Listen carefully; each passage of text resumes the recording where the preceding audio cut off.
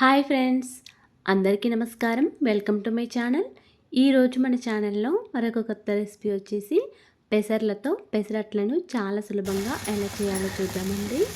ఇలా చేసిన ఈ పెసరట్లు అయితే చాలా రుచికరంగా ఉంటాయి మరియు చాలా సులభంగా చేసుకోవచ్చు.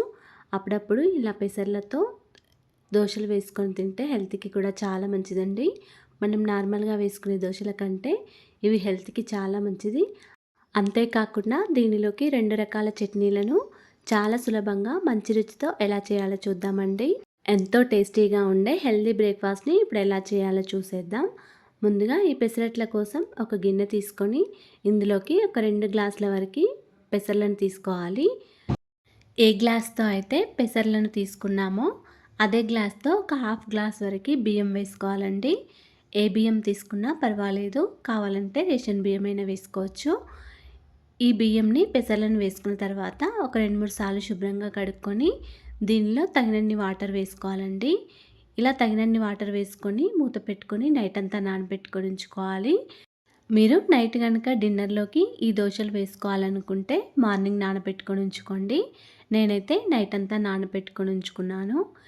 నైట్ అంతా నానబెట్టిన ఈ పెసర్లు మార్నింగ్ లేచేసరికి చక్కగా నానిపోయాయి. ఇప్పుడు ఈ పెసర్లను కొన్ని తీసుకొని మిక్సీ జార్లో వేసుకోవాలండి.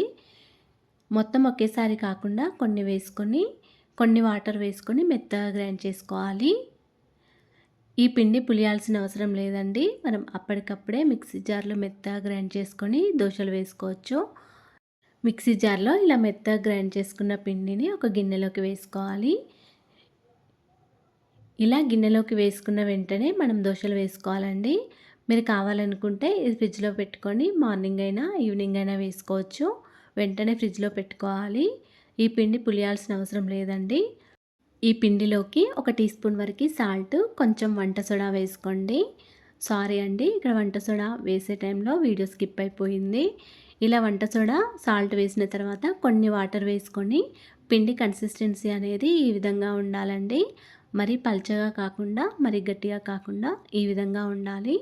అప్పుడు మనకి పెసరట్లు అనేవి పల్చగా చాలా బాగా వస్తాయండి. ఇప్పుడు ఈ పిండి పైన మూత పెట్టుకొని పక్కకు పెట్టుకోండి. ఈ పెసరట్లలోకి మంచి రుచితో 2 రకాల చట్నీలను ఎలా చేయాలో చూద్దామండి. ముందుగా అల్లం చట్నీ కోసం స్టవ్ ఆన్ చేసుకొని ఒక కడాయి పెట్టుకోవాలి. దీనిలో ఒక టేబుల్ స్పూన్ వరకు ఆయిల్ వేసుకోవాలండి. ఆయిల్ వేడయ్యాక ఒక 10-15 వరకు ఎండుమిర్చి వేసుకొని ఫ్రై చేసుకోవాలండి. ఎండుమిర్చి వేసిన తర్వాత ఇలా కలుపుకుంటూ కొంచెం ఫ్రై చేసుకోవాలి. ఇలా కొద్దిగా ఫ్రై అవ్వగానే ఒక 2 టీ స్పూన్ల వరకు పల్లీలను వేసుకోవాలండి. తర్వాత ఒక టీ స్పూన్ వరకు మినపప్పు, మరొక టీ స్పూన్ వరకు శనగపప్పు వేసుకొని ఫ్రై చేసుకోవాలి. ఇలా అన్నీ వేసిన తర్వాత ఒకసారి బాగా కలుపుకోవాలి. పల్లీలు, మినపప్పు, శనగపప్పు కొంచెం ఫ్రై అయిన తర్వాత ఒక 3 ఇంచుల వరకు అల్లంని ఇలా కట్ చేసుకొని వేసుకోండి. ఇలా అల్లంని వేసిన తర్వాత బాగా కలుపుకోండి. అల్లం కొద్దిగా ఫ్రై అయిన తర్వాత ఒక 3 వరకు మీడియం సైజ్ టమాటాలను తీసుకొని చిన్న ముక్కలుగా కట్ చేసుకొని వేసుకోండి. టమాటాలు కొంచెం ఉడికే వరకు ఇలా మూత పెట్టుకొని ఉంచుకోండి. ఒక 2 మినిట్స్ తర్వాత ఇలా మూత తీసి దీనిలోకి కొంచెం బెల్లం, కొంచెం చింతపండు కూడా వేసుకొని ఒకసారి బాగా కలుపుకోండి. ఈ అల్లం చట్నీలోకి బెల్లం, చింతపండు ఇది కరెక్ట్గా సరిపోతుందండి. ఇలా బెల్లం, చింతపండు వేసిన తర్వాత ఒకసారి బాగా కలుపుకొని కొంచెం మగ్గనివ్వాలండి. తర్వాత స్టవ్ ఆఫ్ చేసుకోండి. ఇది కొద్దిగా చల్లారిన తర్వాత మిక్సీ జార్లో వేసుకొని కొన్ని వాటర్ వేసుకోండి. దీనిలోకి ఒక హాఫ్ టీ స్పూన్ వరకు జీలకర్ర, ఒక 3 లేదా 4 వరకు వెల్లుల్లి రెబ్బలు వేసుకొని ఒకసారి మూత పెట్టుకొని గ్రైండ్ చేసుకోండి. మళ్ళీ కొంచెం సాల్ట్ వేసుకొని మళ్ళీ ఒకసారి మెత్తగా గ్రైండ్ చేసుకోండి. ఇలా గ్రైండ్ చేసిన అల్లం చట్నీని ఒక గిన్నెలోకి వేసుకొని పక్కకు పెట్టుకోండి. తర్వాత పల్లి కొబ్బరి చట్నీ కోసం ముందుగా స్టవ్ ఆన్ చేసుకొని అదే కడాయిలో ఒక టేబుల్ స్పూన్ వరకు ఆయిల్ వేసుకోవాలి. ఆయిల్ కొంచెం వేడయ్యాక ఒక హాఫ్ కప్ వరకు పల్లీలను వేసుకోండి. పల్లీలు కొద్దిగా ఫ్రై అయిన తర్వాత దీనిలోకి ఒక 6 వరకు పచ్చిమిర్చిని సగానికి కట్ చేసుకొని వేసుకోండి. దీనిలోకి ఒక పావు కప్ వరకు కొబ్బరిని కూడా వేసుకోండి. తర్వాత కొద్దిగా చింతపండును వేసుకోండి. ఇలా అన్నీ వేసిన తర్వాత ఒకసారి బాగా కలుపుకోండి. ఇవన్నీ కూడా చక్కగా ఫ్రై అవ్వాలండి. ఇలా అన్నీ ఫ్రై అయిన తర్వాత స్టవ్ ఆఫ్ చేసుకోండి. ఇవన్నీ కొద్దిగా చల్లారిన తర్వాత మిక్సీ జార్లో వేసుకోండి. ఇప్పుడు దీనిలోకి ఒక హాఫ్ టీ స్పూన్ వరకు జీలకర్ర, ఒక 4-5 వరకు వెల్లుల్లి రెబ్బలు వేసుకోండి.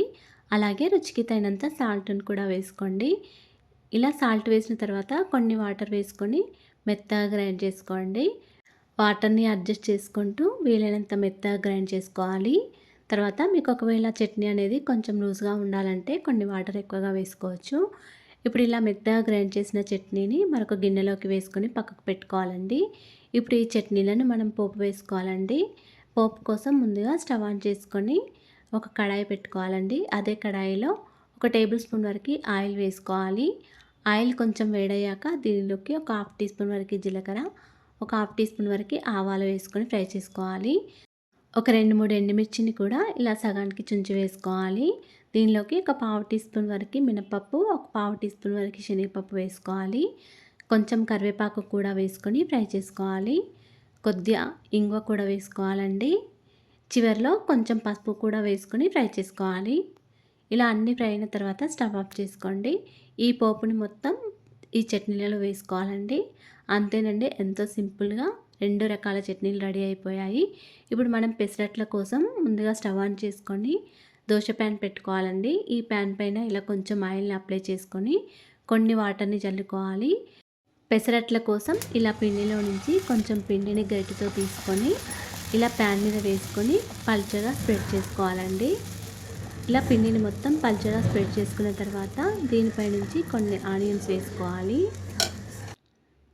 ఇలా కొన్ని ఆనియన్స్ వేసుకున్న తర్వాత పైనుంచి కొంచెం ఆయిల్ని కూడా అప్లై చేసుకోవాలి. స్టవ్ని మీడియం టు హై ఫ్లేమ్లో పెట్టుకొని ఈ పెసరట్ని మంచిగా కాల్చుకోవాలి. దీనిపైన ఆనియన్స్ మీరు కావాలనుకుంటే కొంచెం క్యారెట్ తురుమైనా వేసుకోవచ్చు. ఇలా మంచిగా కాలిన తర్వాత ఇలా ఫోల్డ్ చేసుకొని ప్లేట్లోకి తీసుకొని సర్వ్ చేసుకోండి.